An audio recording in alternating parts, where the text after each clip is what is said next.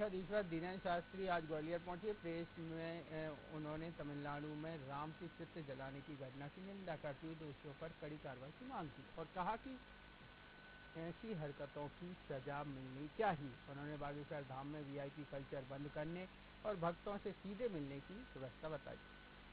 I love Mohammad जैसे नारे और पीओके संबंधित मामलों पर उन्होंने शांति और देश हित की बात कही है। क्या कुछ कहा, आइए आपको सुनवाते हैं।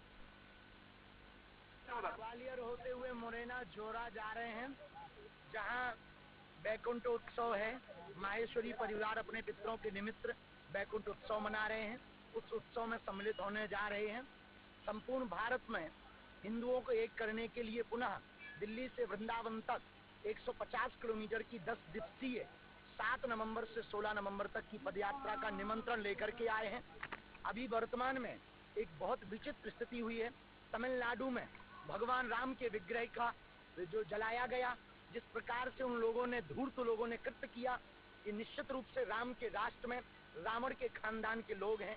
ऐसे लोगों पर वहां की सरकार भी कार्रवाई करे और इनको तो फांसी ही देनी चाहिए। हम ये भगवान से प्रार्थना करते हैं, क्योंकि सबकी अपने अपने आराध्य होते हैं। किसी को भी किसी के भी आराध्य की भावनाओं को ठेस पहुंचाने का अधिकार नहीं है।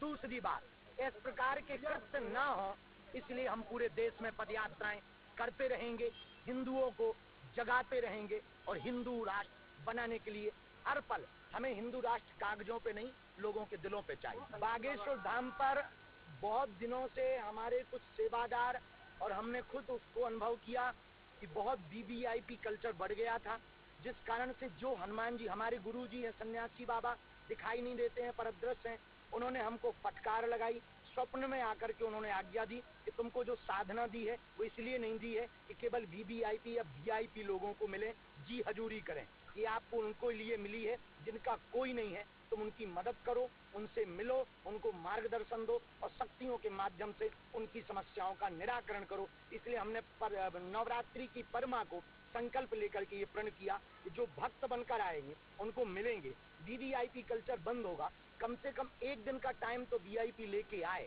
वो बैठे, उसे भी महसूस हो गरीबों की पीड़ा का, ताकि वो उसको अनुभव कर सके।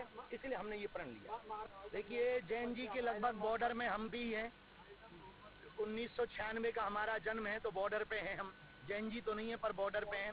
आइलम मोहम्मद कोई बुरा नहीं है, आइलम महादेव भी कोई बुरा नहीं है, लेकिन सरतन से जुदा कर देंगे, ये कभी बर्दाश्त नहीं किया जाएगा। पाक अधिकृत जमीन लेकर के रहेंगे, यही समय है, सही समय है। और अभी पाकिस्तान में बहुत बढ़िया हंगामा चल रहा है, भगवान सबको सद्बुद्धि दें। हम वहां भी शांति की प्रार्थना हनुमान जी से कर रहे हैं और पाकिस्तान से कहेंगे कि यदि तुमसे देश ना संभले तो घर वापसी कर लो भारत में।